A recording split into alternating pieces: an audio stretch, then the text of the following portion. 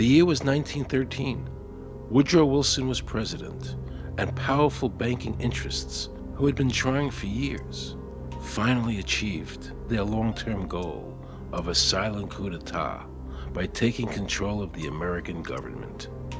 The first thing they did to accomplish their takeover was convince Secretary of State Philander Knox to lie to the American people and tell them that the 16th Amendment, the Income Tax Amendment, had been legally ratified by the states when it was not. The bankers knew that this tax would ultimately end up in their pockets. Because of this fraud, the American people were led to believe there was now a tax on their labor. Congress and the president are completely aware of this fraud, and it was even cited in a recent court case.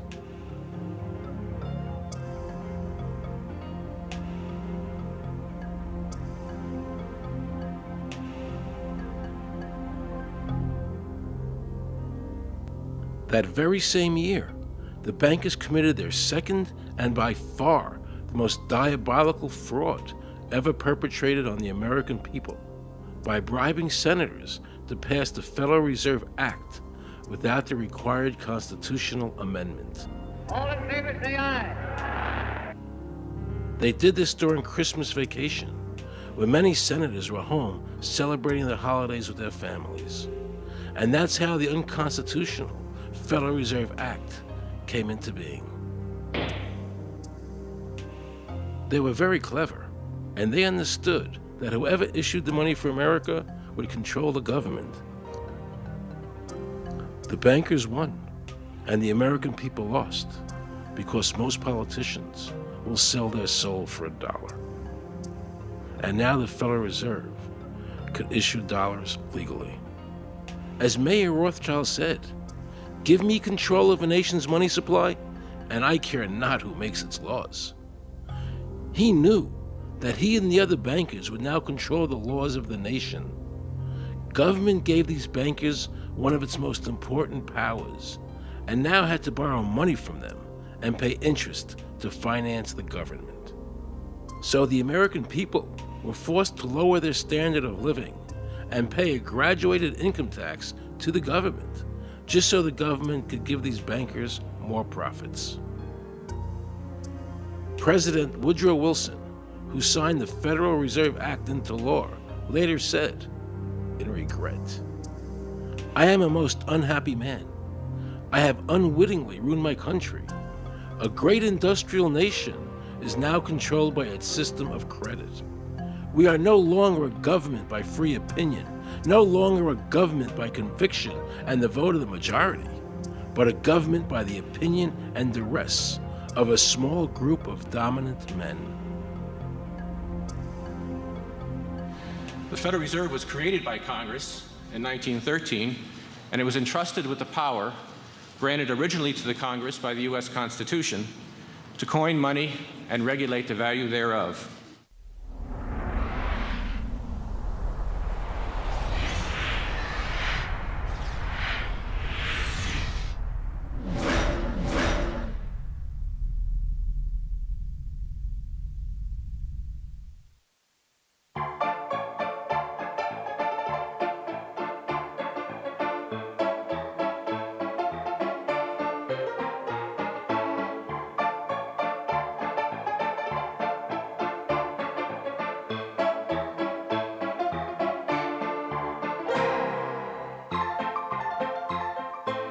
What's your name?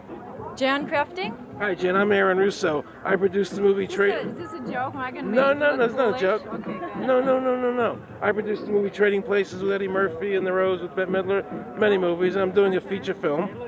And my film was about my quest to find out whether or not people pay income taxes. Do you pay an income tax? Yes, I do. You do? Yeah. Have you ever seen a law that requires you to pay an income tax? Have I ever read it? You mean in the page, black and white? No, no. So you pay the income tax, I assume? Of late. Well, actually, no, I didn't file last year, but Okay. I'm sorry, is this on film? No, I paid my taxes. My question to you is, have you ever seen a law that says you have to pay an income tax?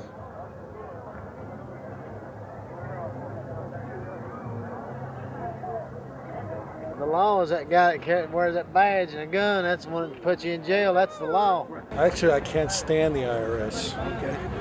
They're evil. Do you have any fear of the IRS? Not really, because I'm Canadian. I think it's actually unconstitutional, is what I've heard. Right. But to avoid any hassle, I pay it. If there was no law and I wasn't afraid of them coming and taking me to jail, absolutely, I wouldn't pay taxes. Okay, then no, I wouldn't pay income taxes. It's a no-brainer. You wouldn't pay it. I wouldn't pay it. Why would anybody? Because that's what they tell us we must do, else we're bad Americans. Would you pay it? No. Would you pay it? No. Why would you pay taxes if you're an actor? What if I told you that all your money that the income tax that's paid into the income tax just goes to pay the interest on the national debt? That's incredible. That's truly incredible. I thought it was for infrastructure and all the other stuff. The income tax is not legal because it would be a direct tax and it is not apportioned as the Constitution demands. If it's against the Constitution, then why are we doing it?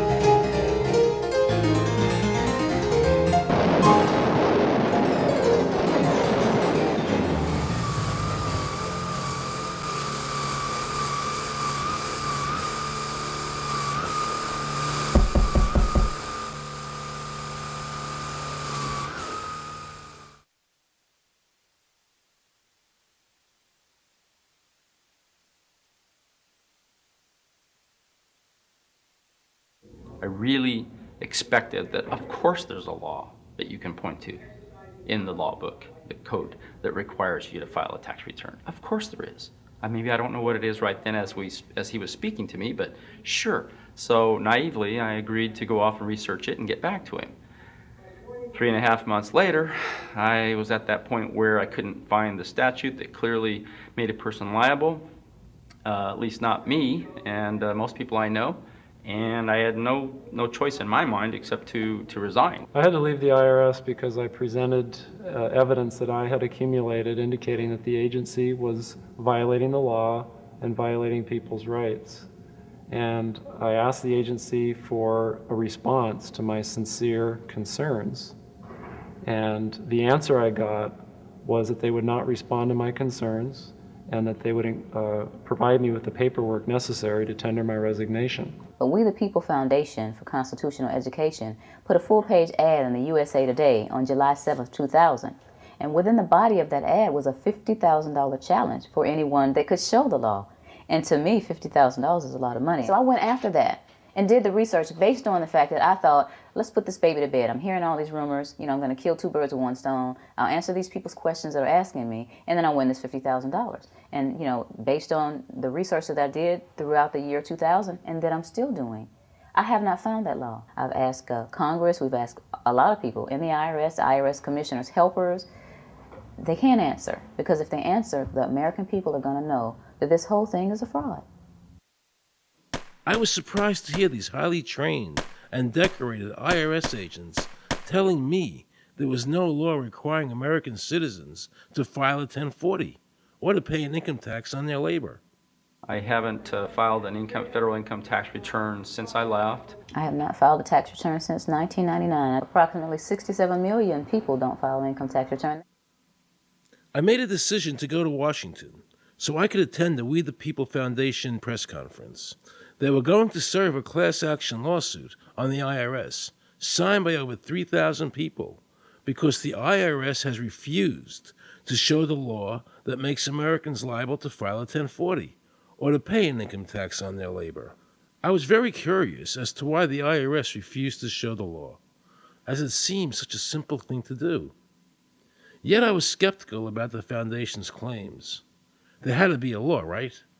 I mean, we've all been told over and over and over again that we had to pay income taxes. No answers, no taxes. No answers, no taxes. No answers, no taxes. Most people believe that the income tax system is legal and that the revenue from the tax is used in the public interest. However, there is a substantial, conclusive body of evidence that proves that our income tax system represents the most pernicious form of tyranny. It is the greatest hoax ever perpetrated by government against the working men and women of America. American citizens, along with the Foundation, have been asking the IRS to specifically provide them with the underlying legal foundation upon which they administer and enforce the personal income tax laws in our country. At the national level, when people would attempt to contact somebody of a much higher authority, say the commissioner, same kind of thing.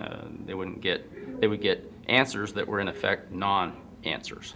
There are a group of people standing outside today who assert that no law requires you to pay taxes and that you will not answer their petition to the government as to whether they're required to pay taxes. Are they required to pay taxes? I've been paying my taxes ever since I had my first job, and I think it's a fundamental construct of our nation that those of us who expect and demand the services from our government that the government provides, be they the protection of our country through the military, or be they the education of our children, or be they the protection of our environment, that we must pay for those services. So yes, I think there is a fundamental obligation, and that it's an understood and well accepted one.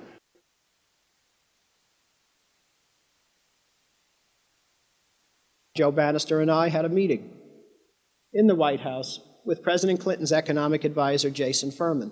He accepted the remonstrance for the president. On June 2nd, I called and spoke with him. His words were, "We have decided that the issue of the legality of the income tax is not a high priority matter for the White House, and we will not be participating in any conference on the subject."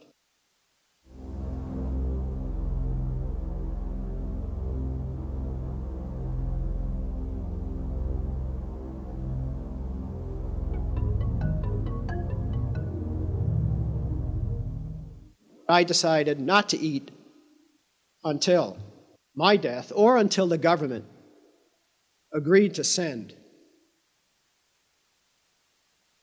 their experts to meet with the experts from the tax honesty movement. And with the help of Congressman Bartlett, a deal was made. I'm very pleased that through these several trying weeks and now months, that we have secured the agreement of the IRS and the Justice Department, because some of the questions are beyond the purview of IRS, that they will both attend a public symposium where these issues can be formally addressed. Last Thanksgiving, DOJ and IRS notified Congressman Bartlett that they would not participate. Congressman Bartlett then waited until late January. He informed me that he would not be participating. Why do you think you've been able to get away with not paying or filing your income taxes for so long? Well, first of all, I've not gotten away with anything. I'm not hiding from anyone. I'm simply asking the IRS to show me the laws that apparently require me to do these things, and they are suspiciously reticent to answer questions from me. And of course, there are millions of other people, many other organizations who have attempted to get answers. They act very suspiciously when asked to simply sit down at the table with the American people and discuss what their obligations are. Rather than pulling up a chair, they pull out a club. As a matter of fact, David K. Johnston of the New York Times asked Terry Lemons of the IRS, why won't the IRS answer the questions set forth in the petitions from the American people. Mr. Lemon's response was, the government is answering the questions through enforcement actions in the courts. This is a very chilling remark on the government's use of brute force instead of civility and logic. The federal government itself refuses to provide the American people who are coercively being subjected to this extraction of their private property without any underlying legal justification. There is no law that requires the average American worker in the private sector to pay a direct, unapportioned tax on their labor and compensation for services. There is no law. The march will stop in front of the IRS building. They are now going to serve a class action lawsuit on the IRS. Very courageous. My name is Charles Bell, and I'm here to serve this complaint on behalf of the American people to the Internal Revenue Service. The complaint is accompanied by an affidavit that's under the hand of Robert Schultz. Case was served. We'll call you with the case number. Case has been filed. We'll call you with the case number. Thank you. Okay, thank you. We appreciate your time. America, baby! Freedom! Today, effectively, the people have said to their servant government that that our rights are not going to be any longer denied, and that we're going to have answers to our petition, our legitimate lawful petitions for redress of grievances, which are guaranteed in the First Amendment to our Constitution. So once and for all, we will get an answer. On August 31st, 2005, federal judge Emmett Sullivan ruled, the government does not have to answer the American people's questions, even though it is guaranteed in the First Amendment. Our courts have made a decision that government does not have to show the law that it enforces. And the press never reported on this. Have we given this judge the authority to overrule the Constitution, the very foundation of American life?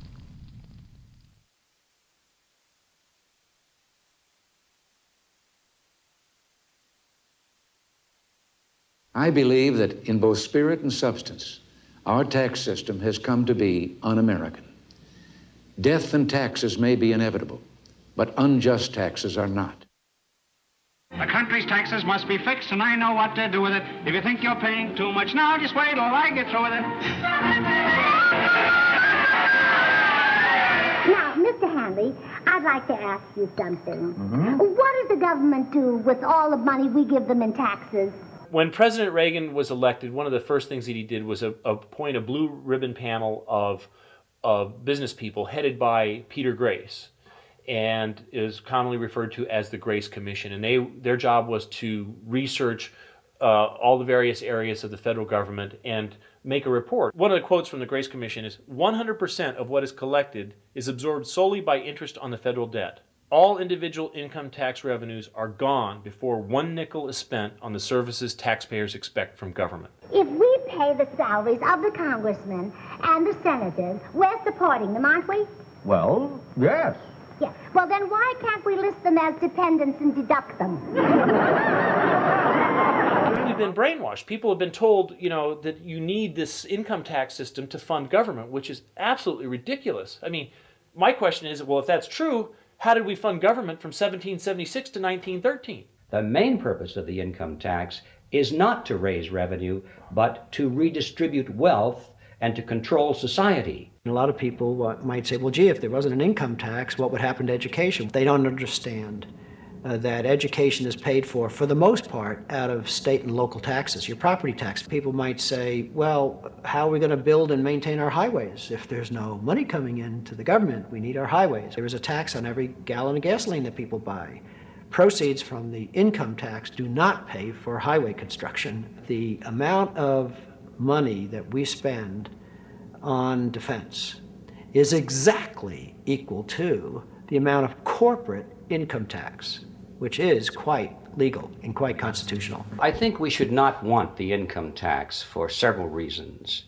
One is that It is the instrument of totalitarianism. It is the means by which the government can manipulate people and put you into a condition of servitude. Every year, you give the federal government a form that says, here's how all my money worked. If you lie, you could go to prison. So you're required to give them a financial statement that under, the force of law could put you in prison if it's not impeccable, right? And under the law, they're supposed to do the same. They're supposed to give you back a financial statement that says, here's what we did with your money. Except you comply and they don't. In fiscal 99, the Department of Defense had 1.1 trillion of undocumentable adjustments.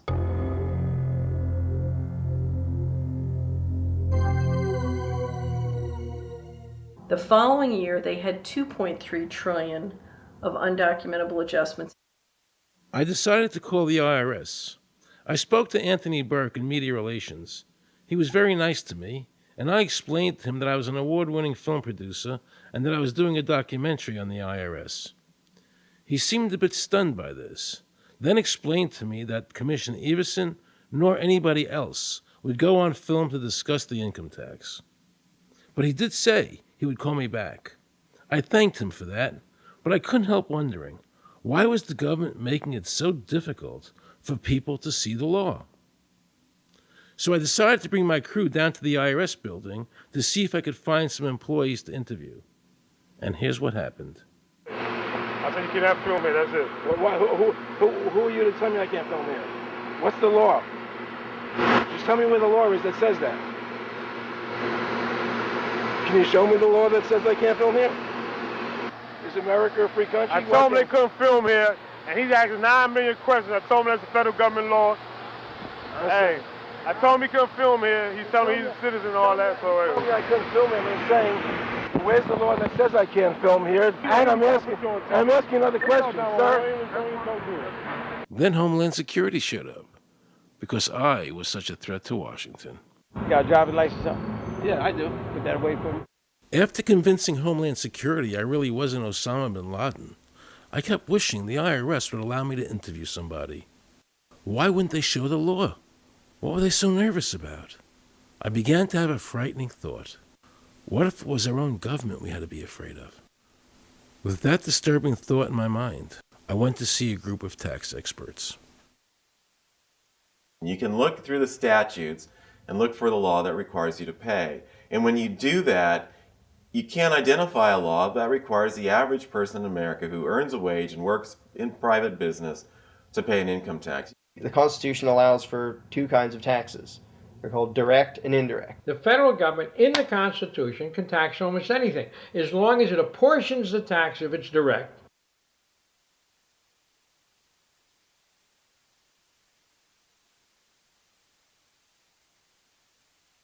The indirect tax is, for example, an excise tax. I can avoid the excise tax on gasoline. I can choose to ride my bicycle. I can avoid the excise tax on tobacco. I can choose not to smoke, or I can grow my own tobacco.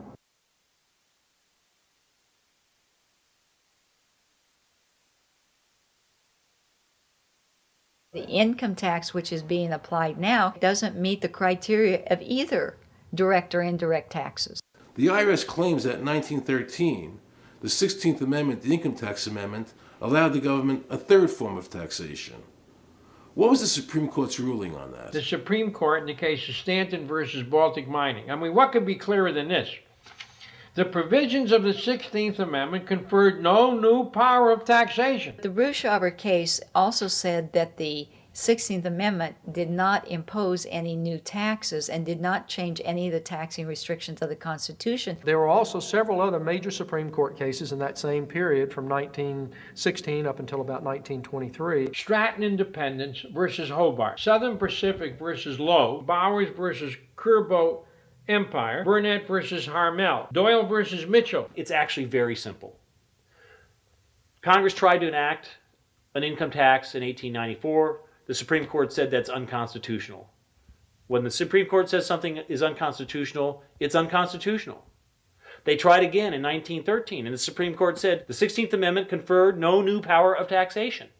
So, if they didn't have it then, and they didn't get it, they don't have it.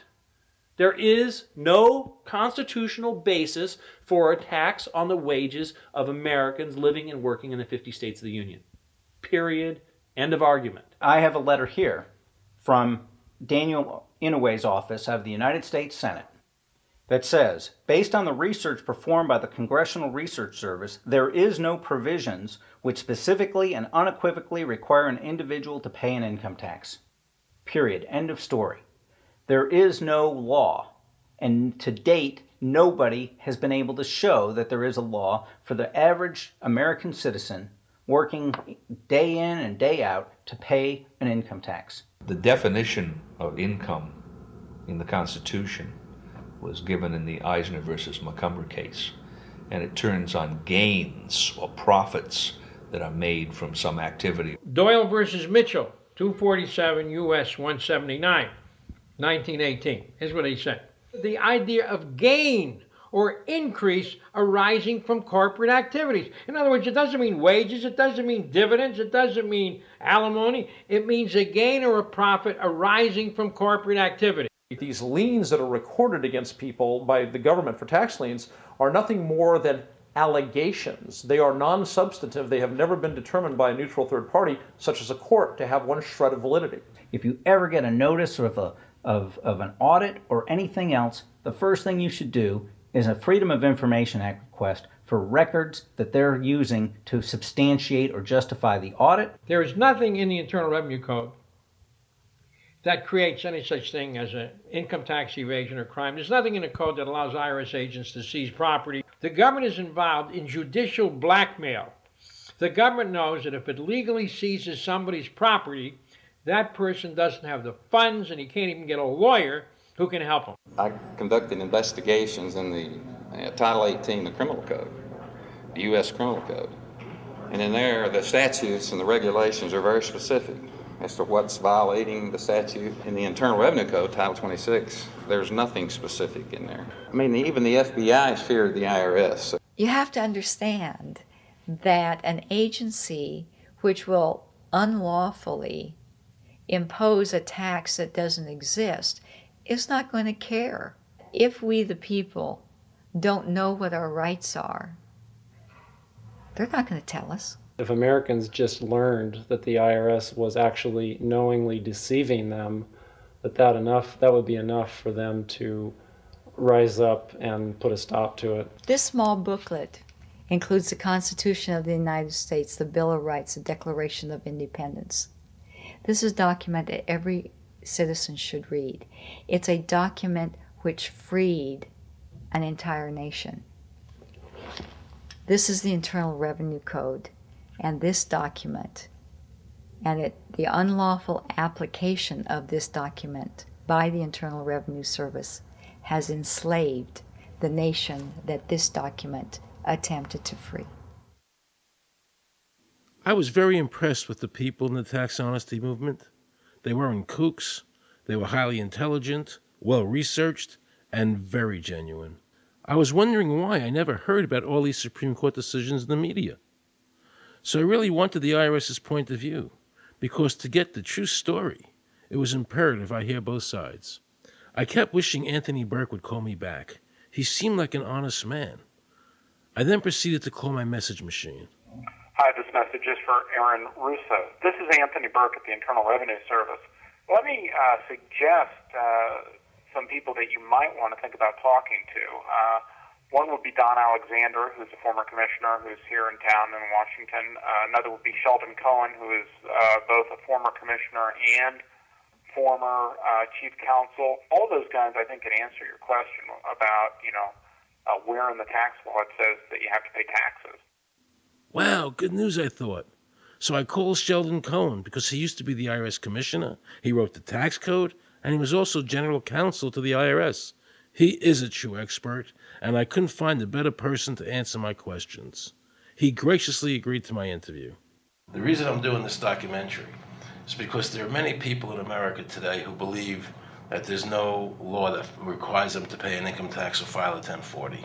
And there are many people going to jail for it, fighting over it. The Internal Revenue Code is authorized by the 16th Amendment. I think it should be clarified. I think government should be transparent to the people.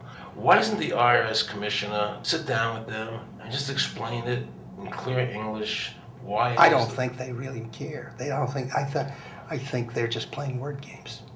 You don't think they're sincere people? No, I don't think they're sincere people. What does voluntary compliance mean? And why does the IRS code say it's voluntary to comply, not mandatory? That's a word euphemism we use. We use voluntary compliance when we talk about traffic signals. Most people, at 2 o'clock in the morning, do you stop at a red light?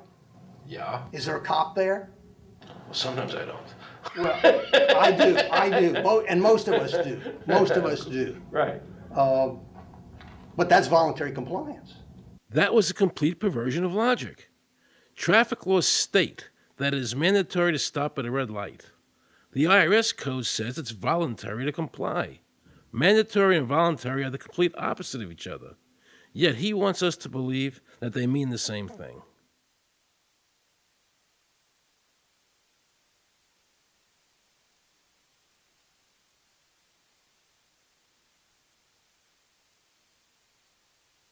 So can the government criminally prosecute somebody of information put on their 1040? Yes. Right, so doesn't that violate the Fifth Amendment? No. But the Fifth Amendment says I don't have to do anything that incriminates myself. Well, it doesn't incriminate you to put your income down. But you said before I could be put in jail for it. The commissioner wants us to believe that although the IRS demands that you fill out the 1040 and you can go to jail for it, that they are not violating your Fifth Amendment rights of self-incrimination. That is absurd. Isn't it true that the word income is not defined anywhere in the Internal Revenue Code?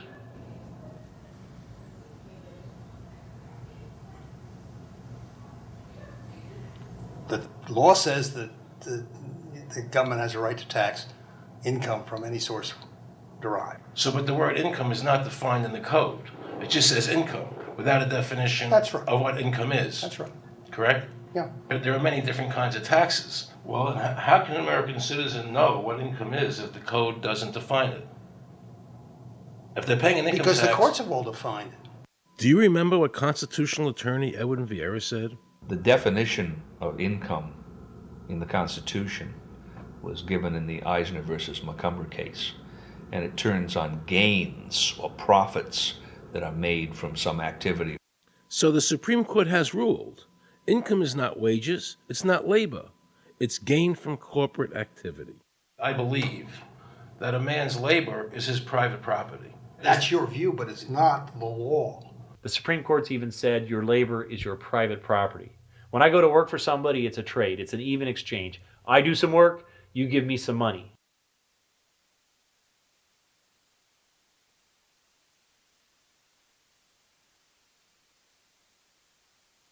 In 1916, we had the Bruchaber case and the Stanton case. And the Bruchaber case and the Stanton case said that the 16th Amendment gave the government no new taxing power. I'm not going to argue the niceties of that with you. And it came up again in a case called Peck versus Lowe, where the Supreme Court said the 16th Amendment did not extend Congress's taxing power to any new or accepted subjects. In other words, if you weren't taxable before the 16th, you weren't taxable after the 16th. Today I interviewed a juror, okay, who sat on a case, and they found the person not guilty for lack of filing, okay? And I asked her why they found him not guilty. And she said because the IRS couldn't show us the law that made him liable to file a 1040. All they need to do, if there is a law, is to show us the law, which of course they never did. And the reason they didn't do it was why? Because there is no law. Title 26 requires you to file a return. But doesn't Title 26 have to be in compliance with the Supreme Court decisions? You're going to take a 1920 case and superimpose it on the whole Internal Revenue Code that was written after it? No, that's not. I can't believe what I just heard. Rewind. You're going to take a 1920 case and superimpose it on the whole Internal Revenue Code that was written after it? No, that's not. Remember he said earlier the Internal Revenue Code was authorized by the 16th Amendment? The Internal Revenue Code is authorized by the 16th Amendment. Remember, the Supreme Court said the 16th Amendment did not give the government any new taxing power. These decisions have never been overturned. Let's listen further. Can the lower courts overrule the Supreme Court? No. How are they putting people in jail today for not paying a tax on their labor when the Supreme Court said they don't have to? Doesn't the IRS code have to be in compliance with the Supreme Court? That's my big Aaron, question. this is a waste of time. Well, because whatever I say, you're not going to believe. He's right. I don't believe him. And neither should you. He wants us to believe we should obey the IRS code, which is being enforced in violation of the many Supreme Court decisions. If the Supreme Court made a decision... Thank you, Aaron. I think we're finished. I'm sorry, Mr. Cohen, you're doing that. Well, I'm sorry that you constantly re-argue the point. You're liable because the law says that you're liable, and the courts say the law says you're liable, and that's why you're liable. You see, he's talking about the lower courts, who are not in compliance with the Supreme Court, as they have to be. Doesn't the court have to be in compliance with the Supreme Court? The Supreme Court has so held. Where? You caught me unprepared. I'll come back. Well, I don't want to do that. But let me ask you a hypothetical question. No. You're making silly arguments here. Why is the Supreme Court decision a silly argument? Well, because it's inapplicable. That made my heart stop. He just said Supreme Court decisions do not apply to the IRS. That's the behavior you would expect from a totalitarian country, maybe China or Russia or Cuba, not from America. They're just making up the law as they go along. Now I knew the tax honesty movement was right. The IRS thrives on intimidation and fear, not by law. It's no different than a criminal protection racket, using force to extract your money from you. Then the former IRS commissioner, now working at a prestigious Washington law firm, threatens me. Watch. Aaron, you understand Yiddish. Gornisht helfen. For those of you who don't understand Yiddish, that means nothing will help you. Now it all became clear. I understood why the IRS wouldn't go on camera and talk about where the law was. I understood why all the senators I called refused to be interviewed. There is no law. And now you know what our political leaders and the courts have known for decades and have tried to cover up. The United States Constitution strictly forbids a direct, unapportioned tax on the wages and salaries of American citizens. The United States Supreme Court has consistently ruled that the income tax is a tax on profits and gains, not on labor and wages. On behalf of the American people, I challenge the IRS to show me a statute that allows a direct, unapportioned tax on the wages and labor of the American people. And if I'm wrong, I will give my most humble apologies to the IRS. If the IRS is wrong, and there is no law, then every person who's been jailed should be let out of jail immediately, and any assets seized should be returned to their rightful owners.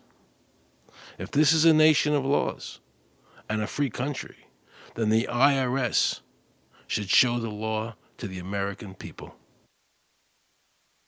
I felt an overwhelming need to understand why juries were finding innocent people guilty of not filing a tax return when there was no law requiring them to do so.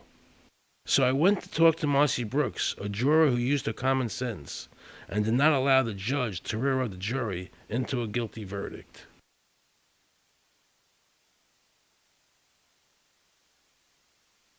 He was being tried for 4 counts of not filing his income tax. Okay. And our question was, well, what is to decide? Either he did or he didn't. It never occurred to us that he might actually be innocent while at the same time not filing. In the federal government, it is not a felony not to file taxes. Finally, they said, okay, if we're going to get this guy, we're going to have to put it in the state. They called up the IRS agent, Agent Craner. Craner? Yeah. Robert Craner? Mm-hmm. This is Ken Doherty, who's also an investigator with the Illinois Department of Revenue.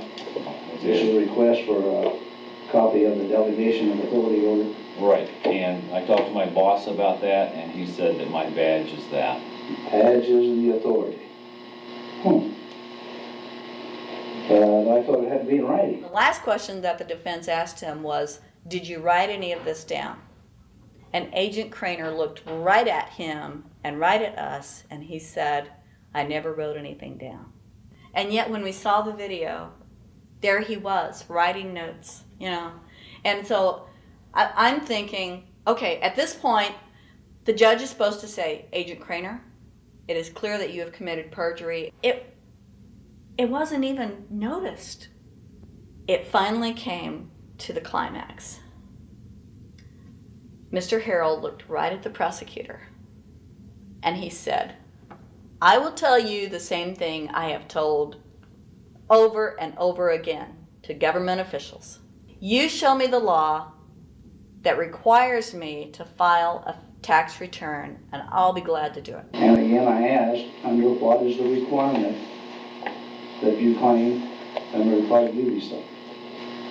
And the requirement under the regulations is what section? My question to you is, what particular act are we discussing here that I am liable to do these things that you claim I'm liable to do? Your exact question would be again? Okay, what is the section that what? But I guess I'm still not understanding your question, Mr. Harrell. Well, you must be familiar with what that you have the police powers to enforce. Yes. The prosecutor absolutely ignored him. And he started slandering Mr. Harrell. Just started attacking his character. They're calling us tax cheats, they're calling us fanatics, they're calling us weirdos. I don't care what you call me, but I have one question. Where is the law? Show me the law. They can't let this turn into a rational debate, because if they do, they lose it. So they have to insult people and say it's frivolous. We felt like that there was an overall arrogance and that they were railroading Mr. Harrell and wanting us to participate. Judge Coogan, he looked right at us and he said, I will instruct the jury according to the law. We were sent to deliberation. The judge promised us that he would give us the law. And we looked and we looked and it was not there. We wrote a note to the judge asking for a copy of the law. 10 minutes later, we get a note back. You have everything you need. But there was no law. And he had promised us. At that point, I felt betrayed. I felt like this man promised us the law, and that's what this whole thing is about, the law. We request it, and he still denies us the law. And the reason they didn't do it was why? Because there is no law. Remember, we're talking about the Illinois state law here, okay, which is a law in Illinois. So we got out that law, and we read it several times, and I said, okay, wait, because they kept saying, but this is a law in Illinois. And I said, look at the beginning of it. It says, anyone required to file a federal income tax return is required to file an Illinois tax return. I said, if it is true that he's not required to file a federal return, then that nullifies the Illinois law. Two people, they kept saying, but he's going to get by with it. And I said, what is he getting by with but his rights? If there is no law, he's not breaking a law. He's just standing on his rights. Are we going to deny him that? That's when this one juror sat back and kind of rolled his eyes and he said, you mean we don't have to pay taxes?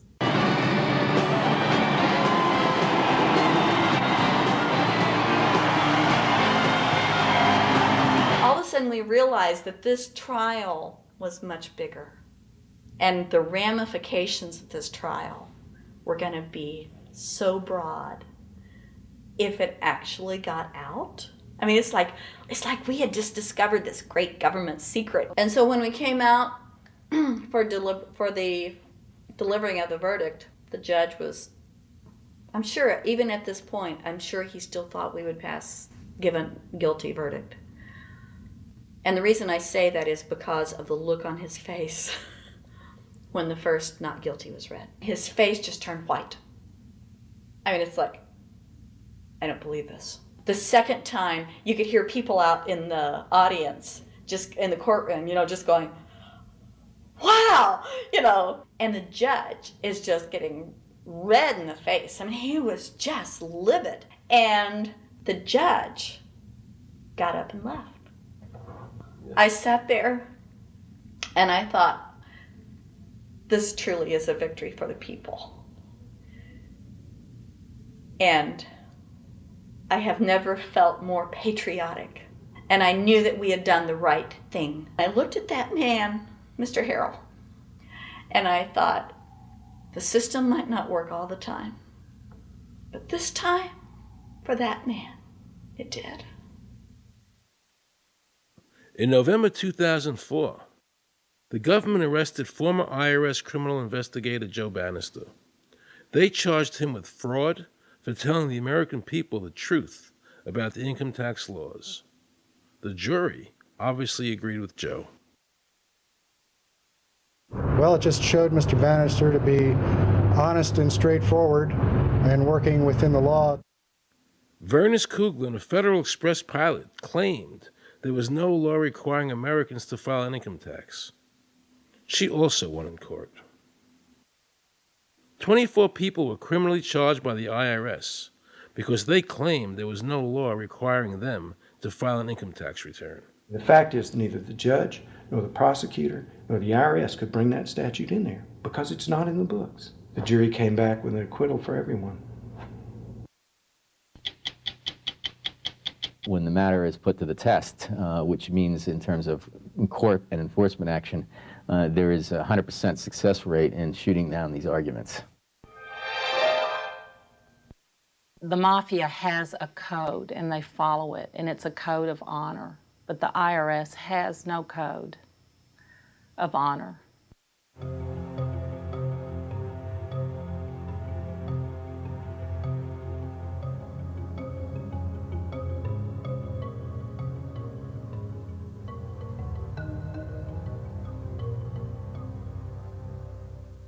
Meet Judge Dawson, a federal judge presiding over the Irwin Schiff tax case, who denied Irwin the ability to prove to a jury that there was no law requiring Americans to file an income tax return. He denied Irwin the right to prove to a jury there was no law by stating, "I will not allow the law in my courtroom." But the judge made sure the government never had to show the law as written by telling the jury, "You must follow the law as I give it to you." Nobody can know what the law is because the law is what the judges say the law is. The lower courts today will not allow people, especially in tax cases, to bring in Supreme Court decisions as their evidence.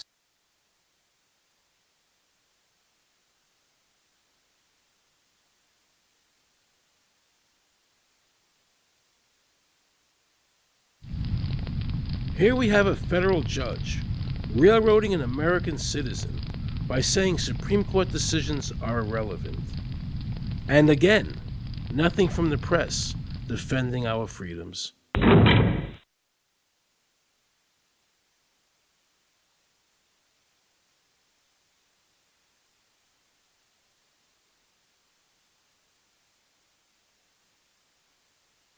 So if you ever find yourself as a juror on a tax case, be sure to ask the judge to show you the statute written by Congress that allows the government to tax the wages of the American people.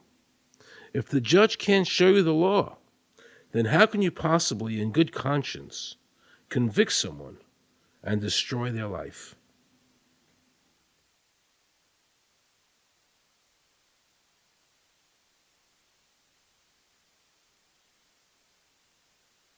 Let's see how the IRS treated one of America's greatest heroes, and someone I cherished as a child. Joe Louis was an American icon. Victorious in his first 27 fights, the Brown Bomber quickly rose to heavyweight champion of the world.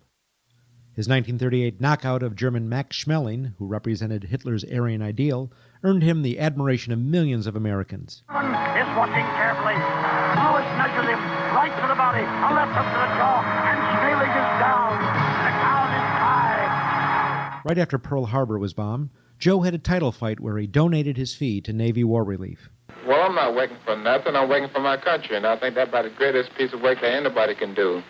Well, I certainly agree with you for that, but you're turning over an awful lot of money. Well, we all turn over a whole lot for this country at this time. Joe volunteered for the segregated army and defended his title while in the service, this time donating his normal fee to Army relief. I'm only doing what any red-blood American would do. Since the checks were in Joe's name, the IRS taxed him on their full amount, even though he never saw a penny of it. At the end of the war, Joe was awarded the Legion of Merit. But what most people didn't know was that the IRS was charging him $50,000 a year in interest alone on his debt. When Joe's beloved mother died, leaving him $600, the IRS immediately seized it. They also confiscated all of his children's trust funds. Joe was forced to continue fighting until he was 37 and out of shape, just to pay off his ever-mounting debt to the IRS, which grew to $1 million, $100,000 a year just in interest. At the end of his life, Joe was forced to become a greeter at a Las Vegas hotel just to make ends meet. It was a shameful thing to see a man like him, great fighter, great human being humiliated and destroyed in this manner, because after all, when you owe Internal Revenue money, no matter what you have, they take away from you. And they took a lot away from Joe Louis.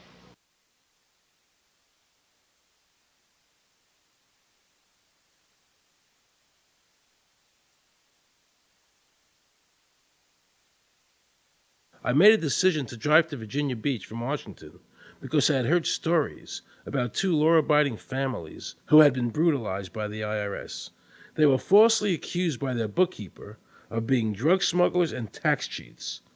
And incredibly to me, without any investigation, the IRS proceeded to raid their place of business and their homes, even though they had done absolutely nothing wrong. On Saturday morning, 4 different raiding parties proceeded to raid 4 locations on a Saturday, the day before Easter.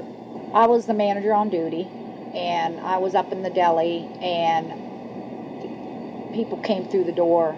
How many came in the door? Maybe about 15 or 20 people. 15 to 20 Yeah. armed agents. With dogs, with guns. They made me get everybody they went in the kitchen, they went in the deli, they went all over the whole restaurant, told all the customers, took forks out of their hands while they were eating their breakfast, and told them they had to leave. I got the frantic call from Edie, and she said, something wrong. So anyway, I jump out of bed, and I immediately run to the shower.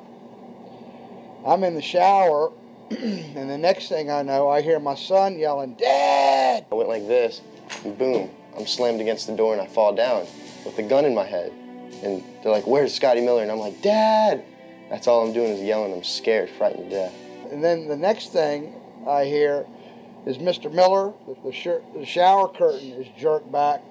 I got a gun pointed at my head. Hold it right there. The screams from the little girls who were at a pajama party with my daughter. There was 4 little girls there with my daughter. Of course, mayhem. There were about 3 men in my bedroom with huge guns. He followed us and wanted to watch us get dressed, and I tried to shut the door, and he puts his foot in the door, like he's going to sit there and watch us change our clothes. And I was like, "Excuse me, no." My neighbors now are all standing out. Were you still naked? Well, they handed me a towel at that point. I had a towel wrapped around me. Did the towel fit? No, hardly. Hardly. At this point, they were talking about weapons, and, I mean, it's crazy. I mean, they're looking everywhere, going through all my drawers. And I reached for my underwear drawer to get some underwear. They said, "Don't touch anything." They're locking their guns up. They said, "Hold it right there. Don't move around. Don't move." I'm going, whoa. I said, "I'd just like to get some underwear on here, I said, I got women standing here. They keep everything. How did you conduct your business if the IRS took everything? We had to do it out of a shoebox so we could keep going because we requested these things, and I'm told that the government's really not, once they do raid and so forth, they're supposed to at least let you, until you're charged with something, continue your business. This wasn't the case. They kept everything. So you were never even charged? Absolutely not. Charged with what? And when you speak IRS, the whole world shrivels up. The whole world gets fearful to a point where let's not talk about it. I testified in front of Congress. I would like to know why this dark entity known as the IRS has come into my life and refused to leave. I raised my children with a zero tolerance for dishonesty. And now they must hear allegations that I am a major drug dealer and a tax cheat? A lot of people out there being abused, and a lot of people saying, look, I'll pay it. Just go away. Just go away. When all that happened, we had to file bankruptcy. We've had cars taken away from us, kept my daughter from going to college. Do they ever think about the lives that they just destroyed? They think about the ruination of homes and property? No. In this case, we would have never thought this could happen to us. We've never done anything wrong. How can this happen in America when, in my case, personally, I thought that I was doing everything right? I've served my country. I've been to college. At least I've done something in my life. I got a speeding ticket one time. I paid my taxes for 40, 50 years, whatever it was. I've never been audited. What happened here?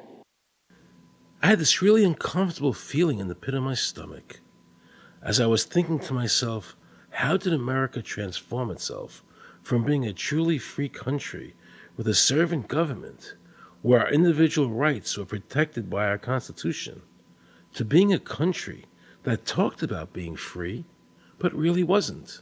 The change started when the Federal Reserve came into existence and America adopted one of the major planks of the Communist Manifesto by bringing to America this central bank.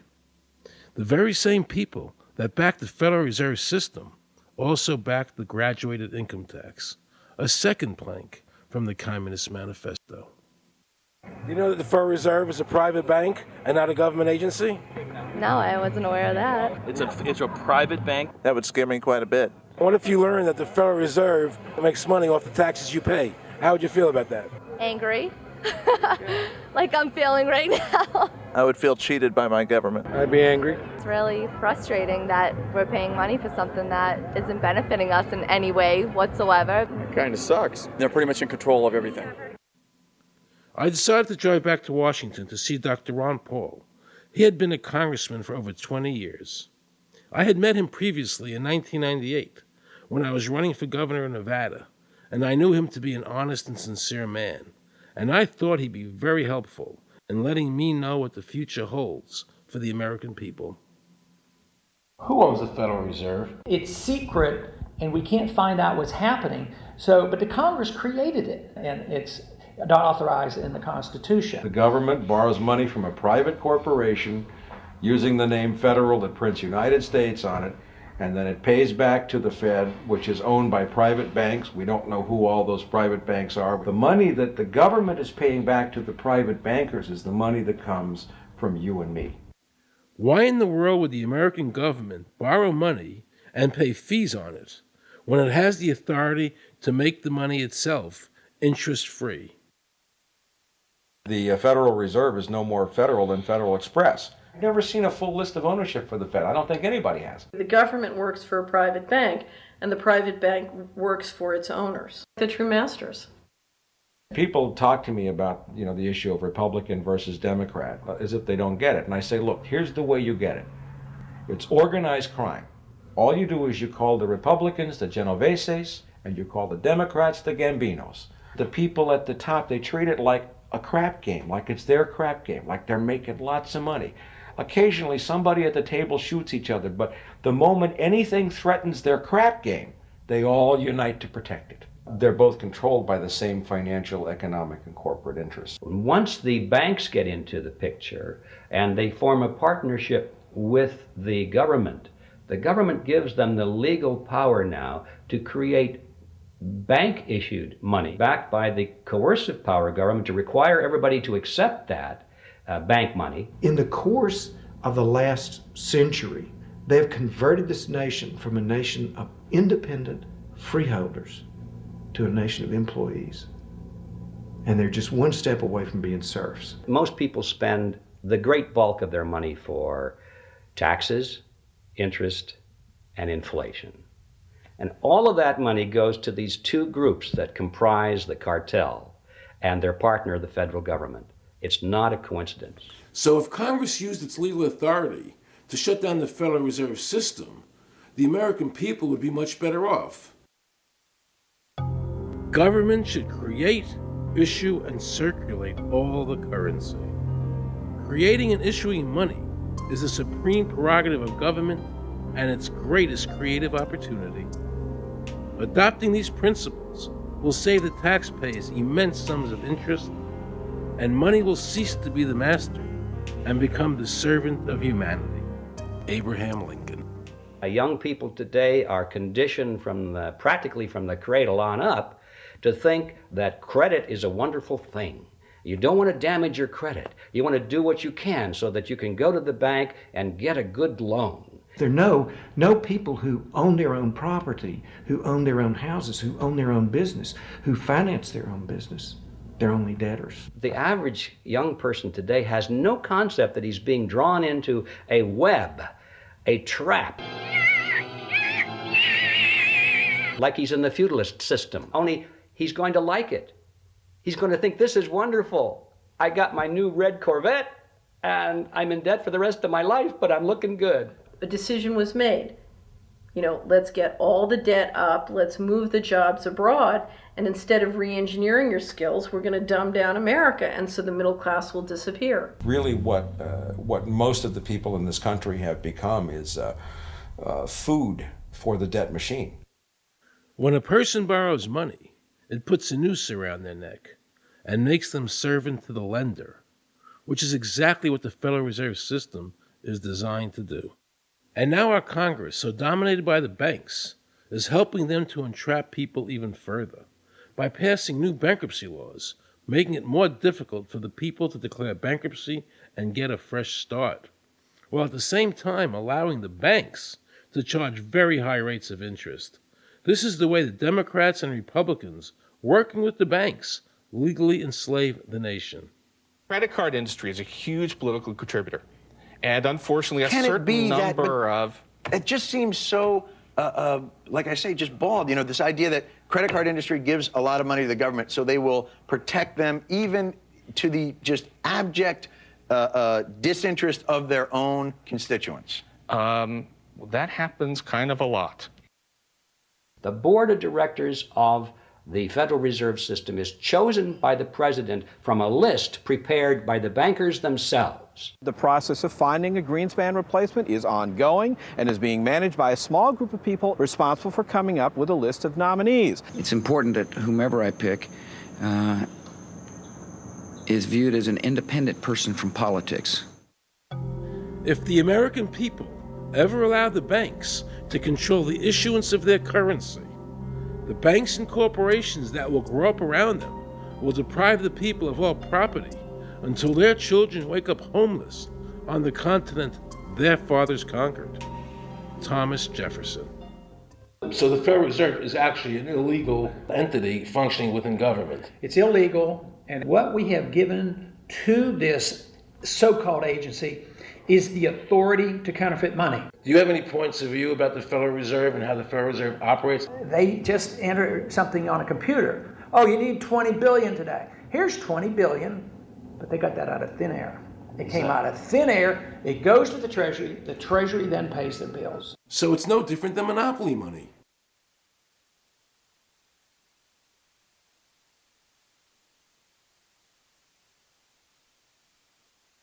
The cost of living is so high today because the Federal Reserve and the federal government have destroyed the purchasing power of the dollar. The dollar today is actually worth about 4 cents, despite the fact that the government, the Federal Reserve, and the media keep telling us that they're protecting the value of the dollar. This is a lie. All countries who have ever attempted to create money on thin air, the currency is eventually destroyed. Why did we give a monopoly of creating money out of thin air to a private corporation? The result is exactly the same as if someone were picking your pocket every year, because that's exactly what they're doing. Originally, paper was a receipt which is used as evidence that the money exists. Over the years, of course, the government has disconnected the paper from the actual tangible substance, which is money. So now we have a piece of paper which is evidence of nothing. In the past, people were able to take their receipts, the paper, to the bank and get the real money, the gold, in exchange for the receipt. This limited the amount of money that could be printed, thereby protecting the purchasing power of your savings. You don't have to worry. That's good because I work 3 jobs and I feel like I contribute. You work 3 jobs. 3 jobs, yes. Uniquely American, isn't it? I mean, that is fantastic. In the absence of the gold standard, there is no way to protect savings from confiscation through inflation. There is no safe store of value. Gold stands as a protector of property rights. Alan Greenspan, before he went to work for the Federal Reserve System. Now Alan Greenspan and the other central bankers want you to believe that the receipt, the paper, is the real money. This is nothing more than sleight of hand. It's a magician's trick. Because for them to maintain control over the government and the people, they have to convince you that this paper is really money, because that is the essence of their power and our powerlessness to maintain control over our own government.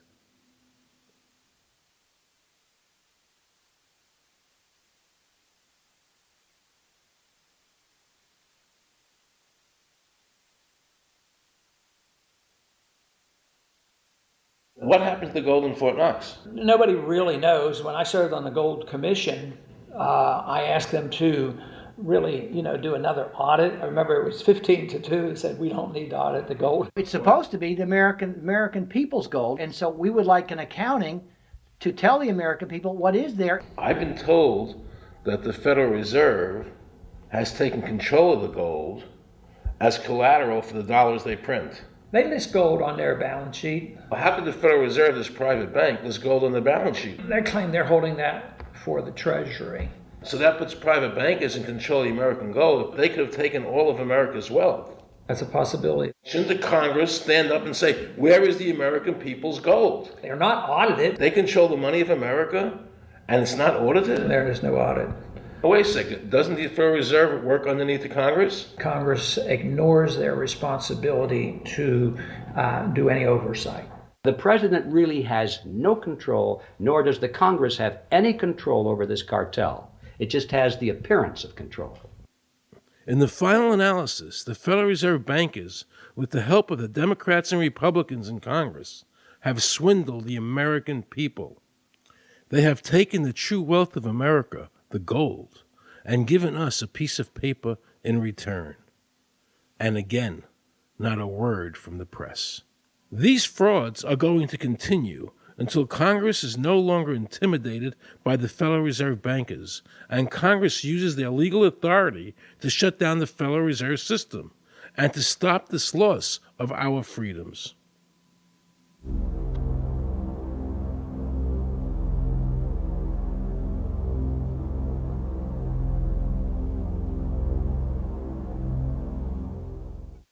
Is there a law that requires people to file a 1040? Not explicitly, but it's certainly implied. Well, implied by force. Yeah. But is there a law? I can't cite a law, no, I cannot. But,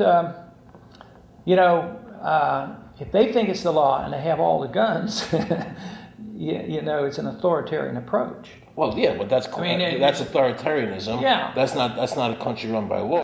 Do you think America is going deeper and deeper into becoming a police state?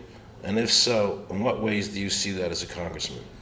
Yeah, I think we're moving in that direction because there's not much we can do without permission.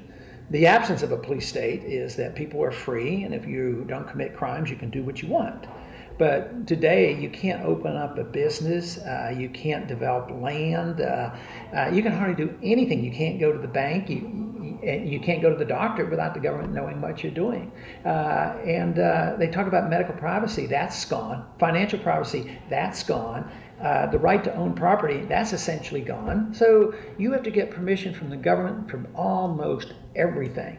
And if that is the definition of a police state, that you can't do anything unless the government gives you permission, we're well on our way. This is something that people eventually, I hope, will get sick and tired of and say, enough is enough. I sincerely believe the banking institutions having the issuing power of money are more dangerous to liberty than standing armies. Thomas Jefferson. You must understand the Federal Reserve is a cartel made up of the major banks in America, and they are the ones that are running the show, not the federal government. The powers that be behind the system, the financial interests, are able to exercise a disproportionate amount of influence on not only the economic structure of the country, but the political structure.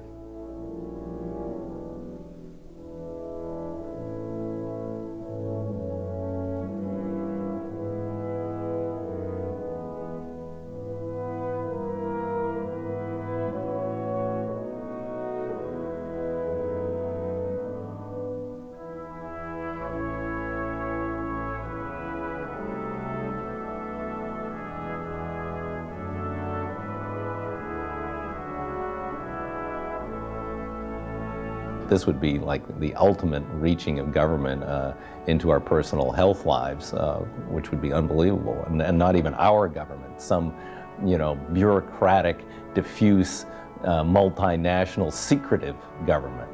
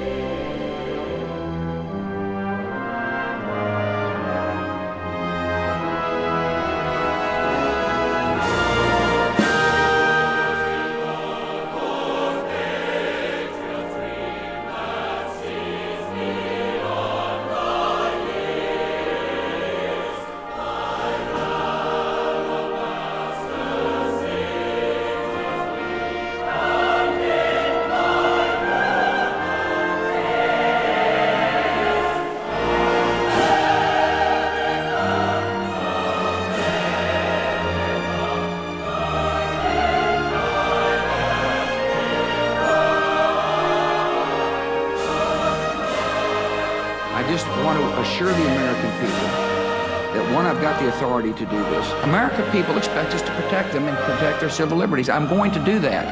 Preserve, protect, and defend the Constitution of the United States. The Constitution of the United States. So help me God. So help me God. So help me God.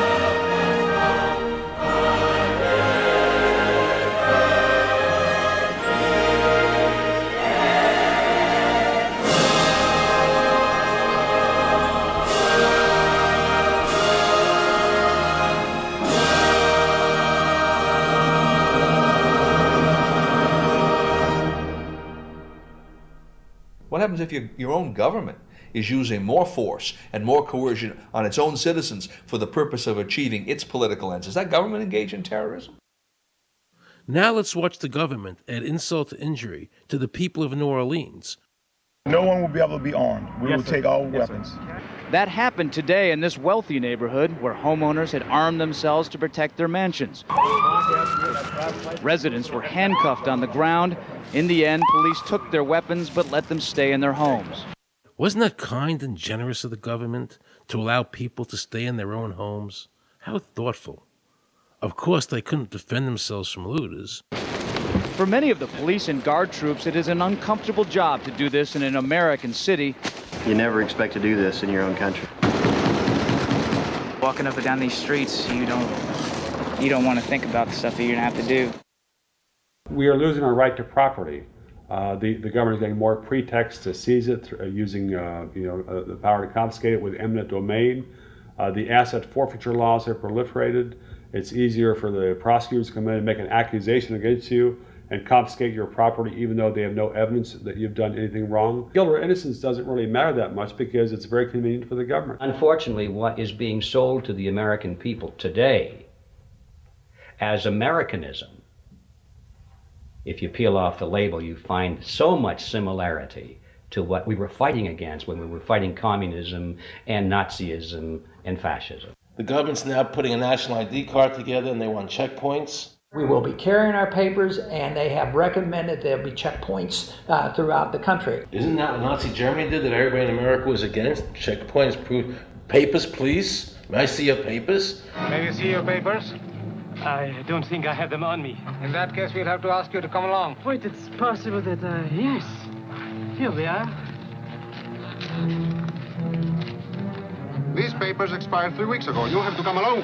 Halt!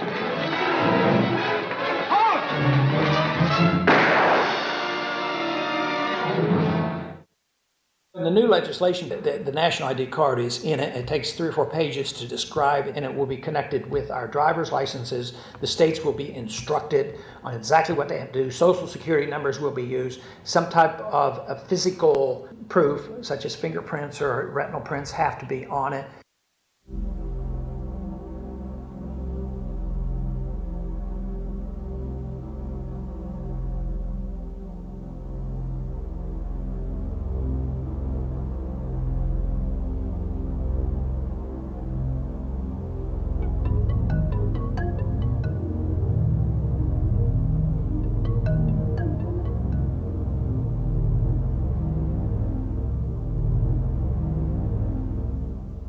It is time to wake up, America. These ID cards are not about defeating terrorism, but they are all about controlling the American people. I arranged an interview with Catherine Albrecht, a leading authority on the RFID chip. Her book entitled Spy Chips is the definitive book on this subject. I wanted to find out just how dangerous these chips are to our liberties.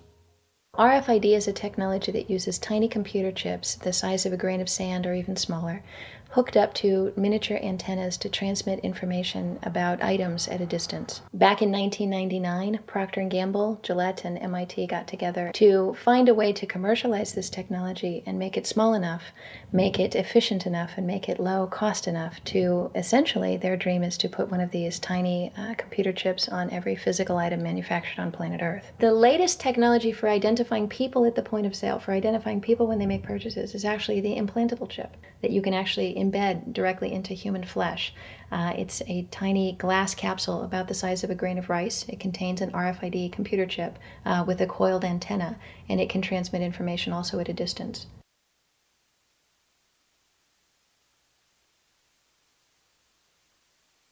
Can a microscopic tag be implanted in a person's body to track his every movement? There's actual discussion about that. You will rule on that, mark my words, before your tenure is over.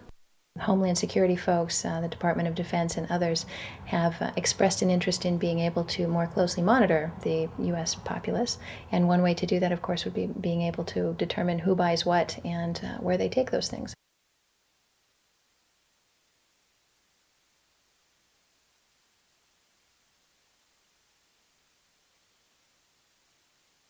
Radio waves can travel through walls, they can travel through wood, they can travel through the things we normally rely on to protect our privacy. For example, your purse, your backpack, your pocket, anything you're wearing or carrying. Kraft Philadelphia cream cheese has been tagged with RFID and sold to consumers, as have Mach 3 razor products and other Gillette razor products, without the knowledge of the consumer. One of the tiny chips could actually even be the dot on the letter I on the back of the fine print on a package that you purchased. They were talking about having reader devices in every airport, on every bus, on every train, on every port, on every dock. One of the most worrisome applications of RFID are proposals to put them into cash, meaning that you would be able to track every banknote, where it had been, who it had been issued to, and create, in essence, an audit trail.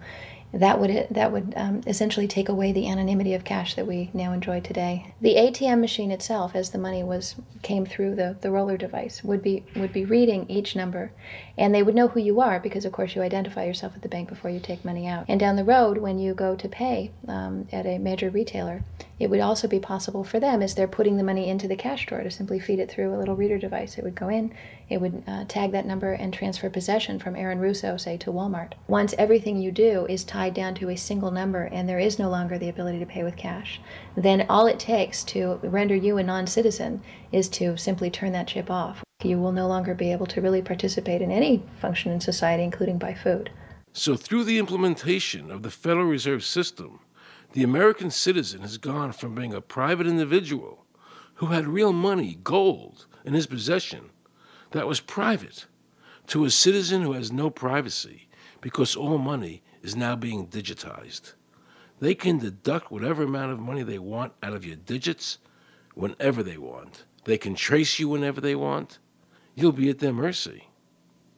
God forbid we allow this to happen in America. This is absolutely Orwellian. I mean, it's talking about Big Brother looking over your shoulder at absolutely everything you do, every purchase you make, every place you go, every company you interact with. All of that would be reported back potentially to the government.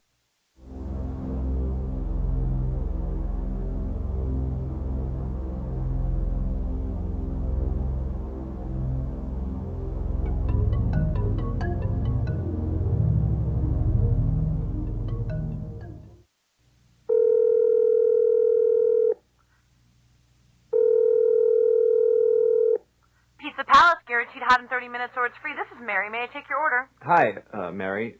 Yes, I'd like to order. Is this Mr. Kelly? Yes?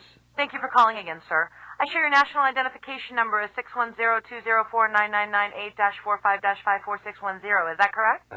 Yes. Thank you, Mr. Kelly. I see you live at 736 Montrose Court, but you're calling from your cell phone. Are you at home? I'm just leaving work, but I'm... Oh, we can deliver to Bob's Auto Supply. That's at 175 Lincoln Avenue, yes? No, I'm on my way home. How do you know all this stuff? We just got wired into the system, sir. Oh, well, I'd like to order a couple of your double meat special pizzas. Sure thing. There'll be a new $20 charge for those, sir. What do you mean? Sir, the system shows me that your medical records indicate that you have high blood pressure and extremely high cholesterol. Luckily, we have a new agreement with your national health care provider that allows us to sell you double meat pies as long as you agree to waive all future claims of liability. What? Do you agree, sir? You can sign the form when we deliver, but there is a charge for processing. The total is $67 even. $67? Well, that includes the delivery surcharge of $15 to cover the added risk to our driver of traveling through an orange zone. I live in an orange zone? Now you do. Looks like there was another robbery on Montrose yesterday. You could save $48 if you ordered our special Sprout Submarine Combo and picked it up yourself. Comes with tofu sticks. Those are very tasty, sir. Good value, too. But I want double meat. Well, I'm sure you can afford the $67 then.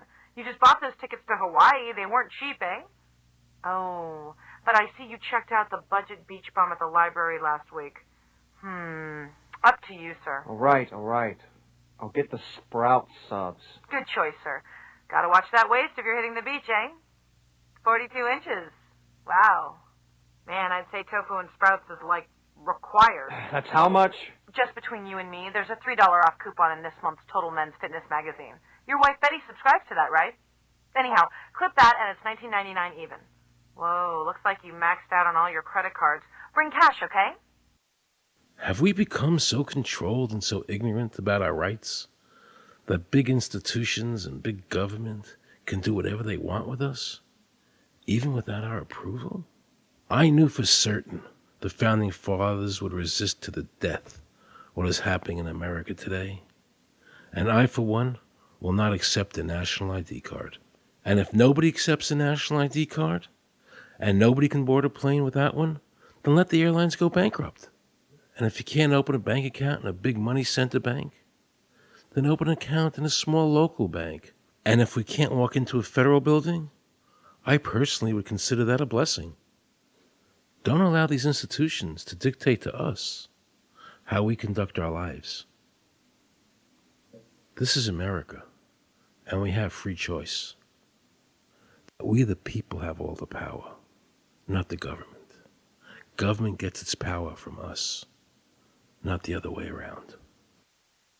Think of all the men and women who died in all our wars, fighting for freedom, not Federal Reserve bankers. Do you think they sacrificed their lives so that Americans can be chipped like a dog? So we could all have a homing device inside us? No. This ID card is the last step before they implant us. And that's precisely the reason nobody should accept one. And you know what they're going to do? They're going to call on the propaganda machine, the media, and try and sell this as if it were in everybody's best interest. We're working on a product that we have called internally a PLD. PLD stands for Personal Locating Device, which is an implantable GPS for which our company owns a patent. The hybrid of the two of these products, being Digital Angel and Verichip, is what we call PLD. PLD should be in prototype form by the end of this year, by December of 2002, and we are already working with the Food and Drug Administration as well as legislative agencies with these products and ultimately with the PLD.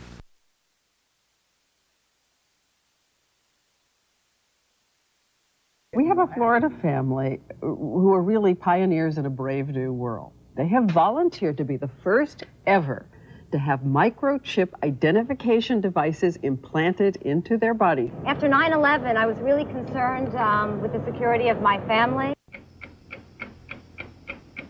I wouldn't mind having something planted permanently in my arm that would identify me. Talk about identification papers. Watch what happens to a woman in Florida whose license was suspended. Get out of the car or I'm going to tase you. The next street off the Secret.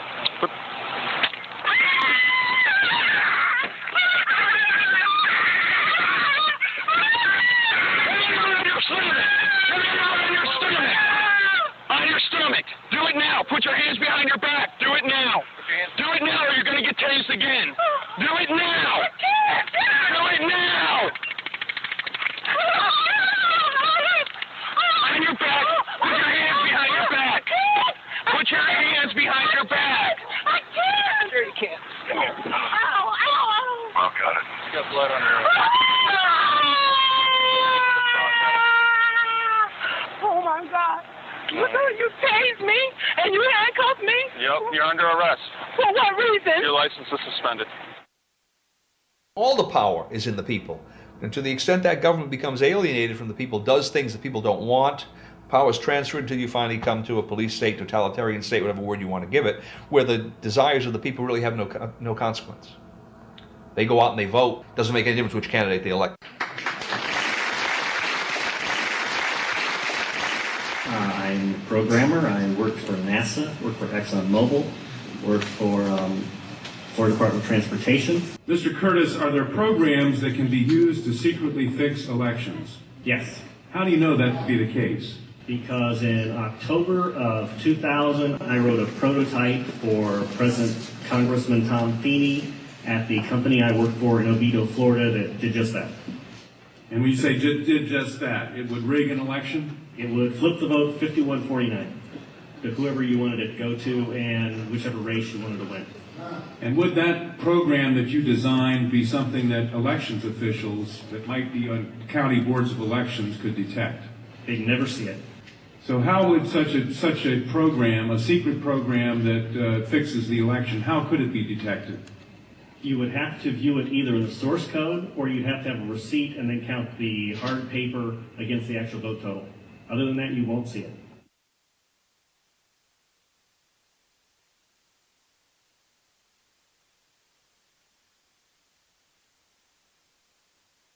Given the availability of such vote rigging software and the testimony that has been given under oath of substantial statistical anomalies and gross differences between exit polling data and the actual tabulated results, do you have an opinion whether or not the Ohio election, presidential election, was hacked?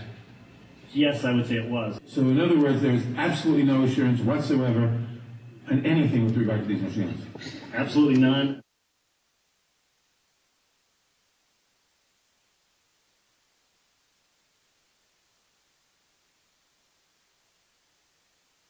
Anybody who trusts electronic voting machines should have their head examined.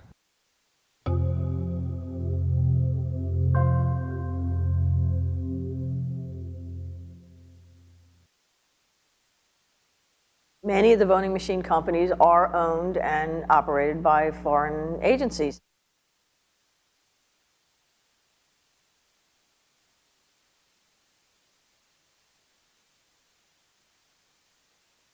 Now we can see a new world coming into view. A world in which there is the very real prospect of a new world order. The New World Order will be built, an end run on national sovereignty, eroding it piece by piece, will accomplish much more than the old-fashioned frontal assault. Council on Foreign Relations. We shall have world government, whether or not we like it. The only question is whether world government will be achieved by conquest or consent. Paul Warburg, Council on Foreign Relations and architect of the Federal Reserve System. There's a group that get together internationally and they sort of play God with our money. You think that's part of what George Bush said was the One World Order? They can't have a new world order only with a world police, military. Right. I think the financial system ultimately is even more important than the guns. The central bankers of the world are working together to create a one world government, a global police state as sinister as anything George Orwell ever wrote about, where every person on the planet Earth will have an RFID chip implanted, where the bankers and the governments can monitor every transaction you make. A chip in everybody would be the universal monetary system par excellence, because there'd be no escape from it, and you'd be totally under the control of those who issue the electronic impulses in that chip. Their strategies are being accomplished through the World Trade Organization, the International Monetary Fund, and the Bank for International Settlements, which is the central bank for all the central banks of the world. Most people don't have a clue that these unelected private bankers actually control the governments of the world. They have financed and profited from every war since World War I without concern for humanity. The war in Iraq is an attempt by the Federal Reserve and their partner, the Bank of England, to control the Middle East and to make it a part of the New World Order. To defend the New World Order, U.S. soldiers will have to kill and die. Arthur Schlesinger, Counselor on Foreign Relations.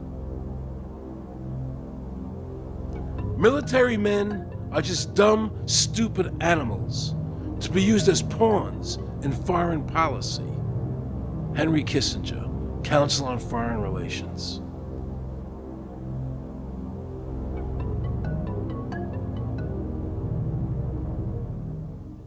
Now let's listen to this quote by Robert Reich, a member of President Clinton's cabinet and one of his most trusted advisors. The dirty little secret is that both houses of Congress are irrelevant. America's domestic policy is now being run by Alan Greenspan and the Federal Reserve. America's foreign policy is now being run by the International Monetary Fund. When the president decides to go to war, he no longer needs a declaration of war from Congress. Dr. Carol Quigley, professor from Georgetown University, who was also President Clinton's mentor, said in his book, Tragedy and Hope, the powers of financial capitalism had a far-reaching aim, nothing less than to create a world system of financial control in private hands, able to dominate the political system of each country and the economy of the world as a whole.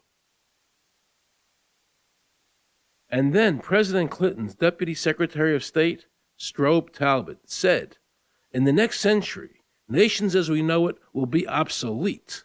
All states will recognize a single global authority. All these supposed free trade agreements, NAFTA, GATT, CAFTA, are truly nothing more than the governments of the world and the central banks working together to create a one-world government. They are not free trade. These treaties are government-managed trade, and they are destroying the American worker. Through these treaties, the bankers are actually beginning to control the laws of the world. The fact is that this relationship between the bankers, the government, and the huge multinational corporations is the very reason why the government no longer enforces its immigration laws. The bankers want a one-world government without borders, and the American government is obeying them. If the government was so worried about terrorism, why are they leaving the borders open? But at the same time, telling American citizens they need an ID card with an RFID chip.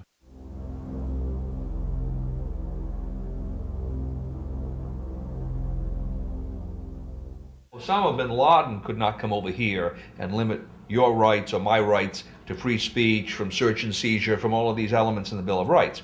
Impossible for him to do that. They could never accomplish that on their own. But through our government, they've apparently accomplished that. Look what happened in Europe. The people that voted down the European Constitution wanting each country to stay sovereign. Yet the private central bankers are pushing the governments forward to make this Constitution happen, even though the people voted against it and clearly do not want a world government nor one European government.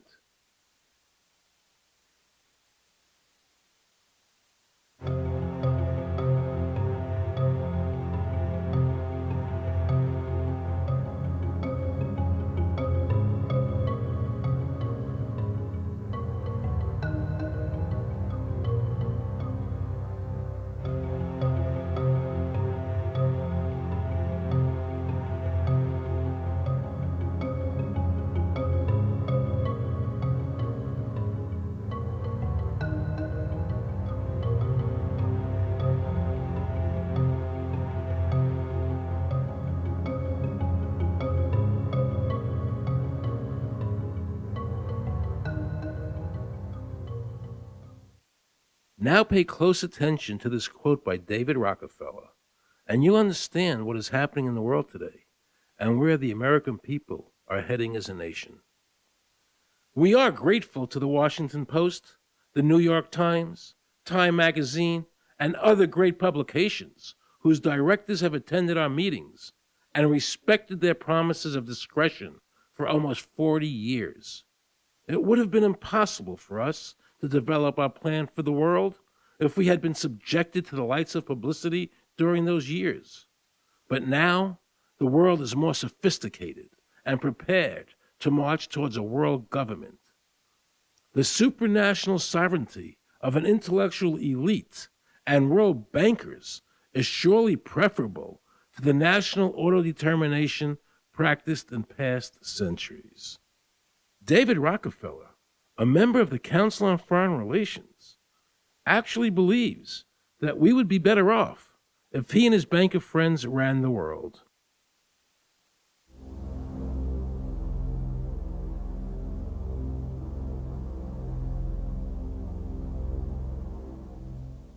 Benito Mussolini had a great quote about fascism. He said that fascism should be called corporatism more properly because it's the perfect merger of power between the corporation and the state. That's how we define fascism. And that's what we're seeing here. The media controls the information that a person gets. In various ways, they can make sure that the average American watching the tube or reading the newspaper is going to come out with a certain mindset. He's going to say, this is good, that's bad, and that's all they have to do. You look at the ownership of corporate media in this country. Who owns CBS? Viacom? Who owns NBC? GE? Who owns ABC? Disney? Americans have been taught to expect their salvation from government instead of recognizing government as the most dangerous threat they'll face in their lives. And the United States putting together a constitution now for Iraq. You know, why don't we just give them ours? I mean, think about it. It served us well for over 200 years, and we don't appear to be using it anymore, so what the hell?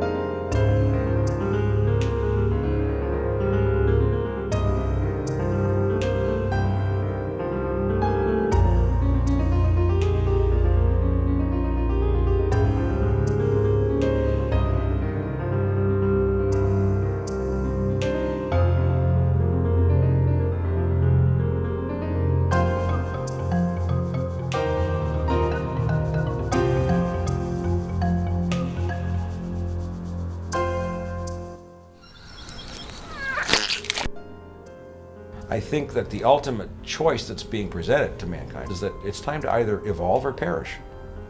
Grow up or die. Become adults. Act like adults. Take some responsibility.